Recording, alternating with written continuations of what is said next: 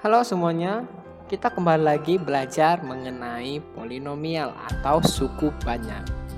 Nah, subbab kita kali ini adalah mengenai persamaan polinomial. Sebelumnya kita sudah membahas teorema faktor, sekarang kita akan membahas persamaan polinomial. Ini subbab ke-6. Untuk menyelesaikan persamaan polinomial, kita menggunakan metode penyelesaian dengan memfaktorkan saja. Ya, jadi kita hanya dengan memfaktorkan saja, sebab pada persamaan suku banyak tidak punya rumus khusus seperti halnya pada persamaan kuadrat. Untuk polinomial berarti kita memfaktorkan seperti pada persamaan kuadrat. Ini contoh 1. Contoh 1 yang ditanya adalah menentukan himpunan penyelesaian dari polinomial ini. Ya, seperti biasa, kita mencoba-coba beberapa bilangan faktor ya, dari koefisien variabel pangkat tertinggi dan dari konstanta, yaitu faktor 1 dan faktor 6. Ya, diantaranya plus minus 1, plus minus 2, plus minus 3, dan plus minus 6. Di sini kita mencoba-coba, kita gunakan metode Horner ya. Untuk sisa pembagian sama dengan 0, yaitu pada X sama dengan min 1 ya. Jadi kita sudah dapat faktornya ya. Sehingga bentuk persamaan tersebut dapat kita jadikan seperti ini. X tambah 1 dikalikan ini hasil baginya. X kuadrat kurang 5X tambah 6. Nah, untuk hasil bagi ini apakah bisa difaktorkan lagi? Iya, bisa, yaitu X kurang 2 dan X kurang 3. Jadi ada 3 faktor, yaitu X tambah 1, X kurang 2, dan X kurang 3. Yang ditanya adalah himpunan penyelesaiannya, berarti berupa akar-akarnya, yaitu X sama dengan min 1, atau X sama dengan 2, dan X sama dengan 3. Jadi, himpunan penyelesaian atau HP-nya adalah min 1, 2, dan 3.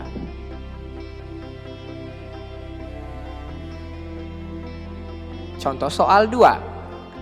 Jika setengah merupakan salah satu akar dari persamaan polinomial ini, tentukan akar-akar yang lain. Nah, ini sebenarnya gampang. Kenapa? Sudah kita peroleh akarnya 1. Ya, dan sini pangkat 3. Jadi kita lakukan metode Horner saja. Kalau dilakukan metode Horner, tentu sisanya sini 0.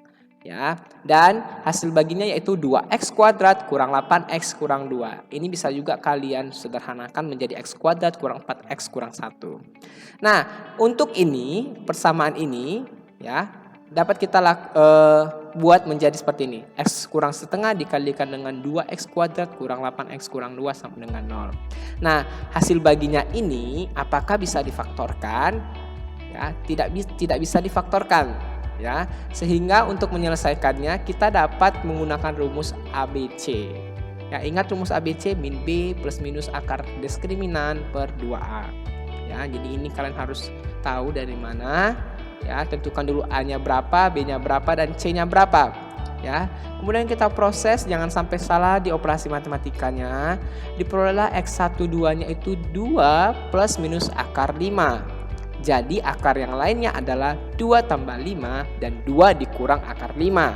Ya, karena di sini tidak ditentukan apakah akarnya berupa rasional atau tidak, maka kita harus mencari akar-akar semuanya. Ya, tidak hanya yang rasional tapi yang irasional juga.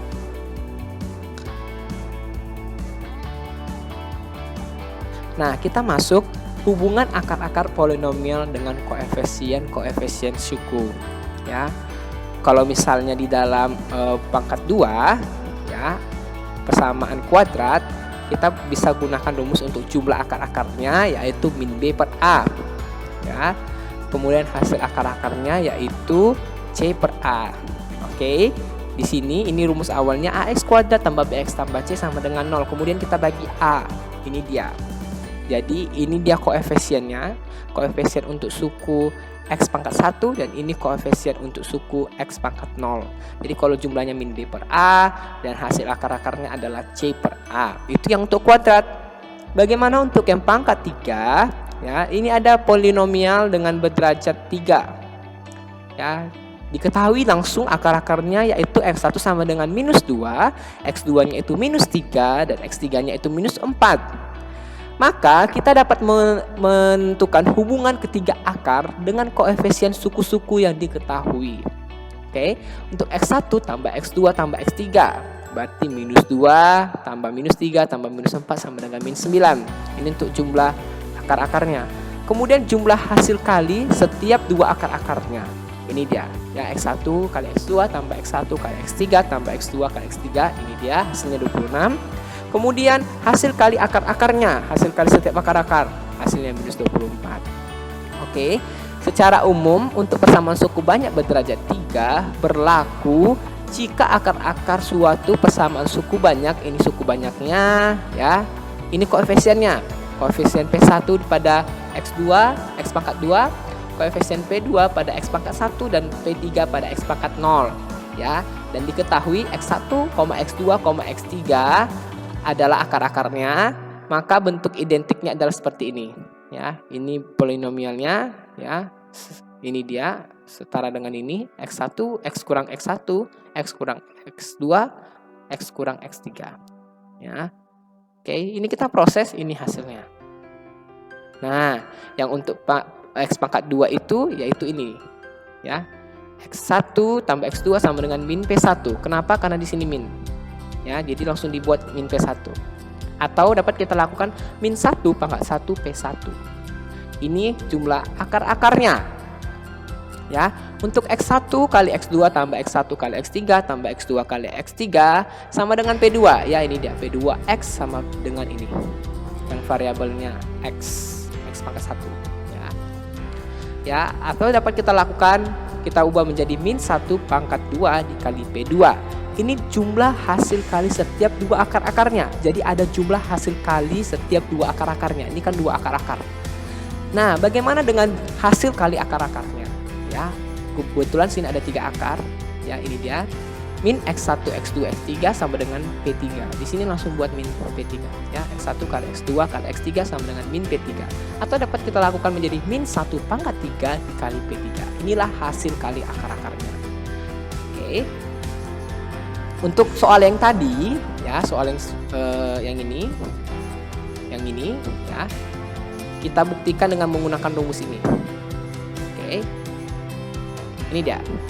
Berarti P1-nya itu 9, P2-nya 26, dan P3-nya itu 24.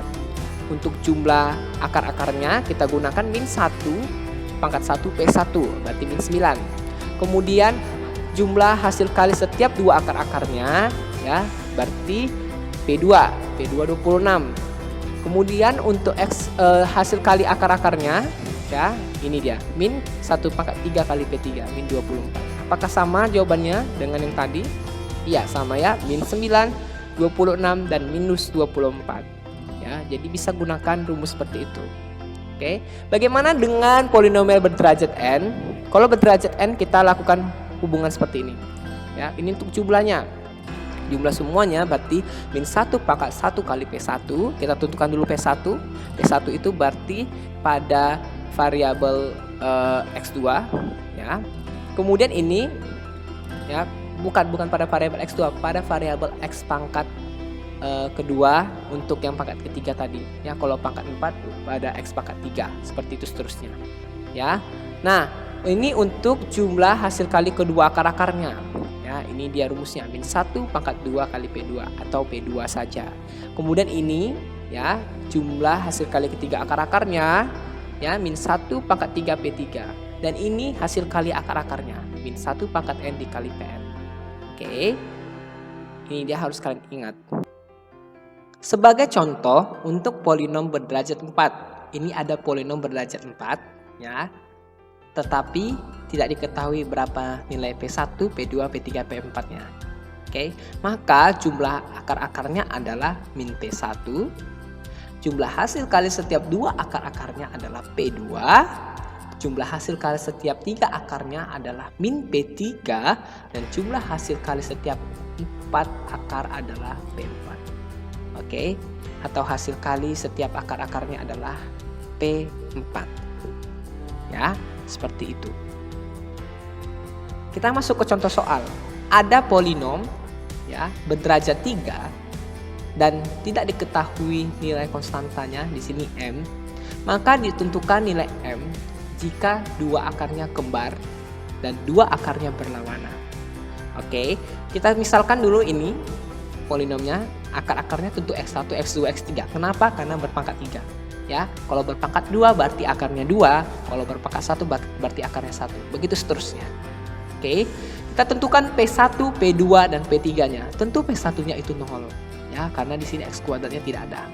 P2-nya min 9, P3-nya itu m. Untuk yang A, dikatakan dua akarnya kembar. Berarti kita misalkan x1 itu sama dengan x2. Maka untuk penjumlahannya, jumlah akar-akarnya ya, ini rumusnya pertama sama dengan min P1 ya, karena x1 sama dengan x2 berarti kita buat sini x2 nya menjadi x1 ya. Kalau dalam hal ini, maka 2x1 tambah x3 sama dengan 0. Itu persamaan pertama. Kemudian jumlah hasil kali setiap dua akar-akarnya ya sama dengan P2 ya, ini ya, karena x2 sama dengan x1, x1 sama dengan x2 itu sama aja ya. Mau kalian buat x2 kuadrat, mau kalian buat x1 kuadrat sama aja.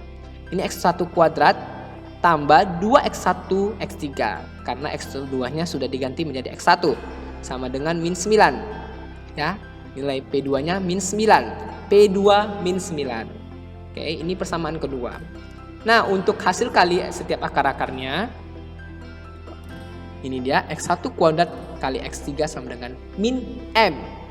Ya, sini P3-nya m, tapi di sini karena min P3 berarti min m. Ini persamaan ketiga. Dari persamaan 1 dan 2 ya, kita peroleh ini. Ya, nanti kalian coret-coret sendiri dapat dari mana ini. Ya, ini diperoleh x1 kuadrat kurang 4x1 kuadrat sama dengan min 9.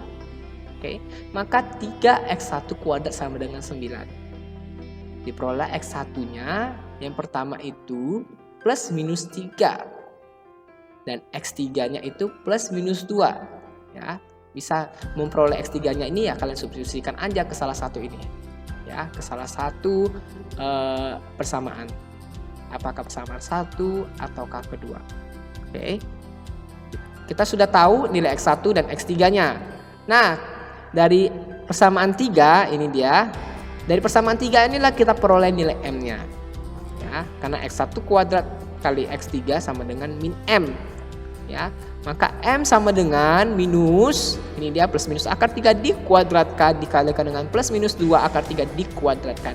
Hasilnya adalah plus minus 6 akar 3. Itu dia untuk yang A. Kalau dia dua akarnya kembar, maka m-nya plus minus 6 akar 3. Untuk yang B, kalau akarnya berlawanan. Akarnya berlawanan, kita misalkan saja x1 sama dengan min x2 ya. Dari penjumlahannya, penjumlahan akar-akarnya ya, ini dia, ini diperoleh, maka x3-nya 0.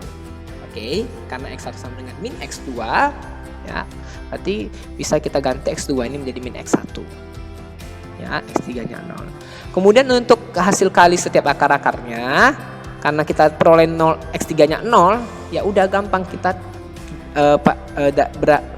patokan dari hasil akar-akarnya ya. Ini dia x1 kali x2 kali x3, x3-nya 0, ya udah 0, maka m-nya 0. M-nya 0 untuk akarnya, untuk dua akarnya berlawanan. Oke, sekian pembelajaran kita untuk materi ini.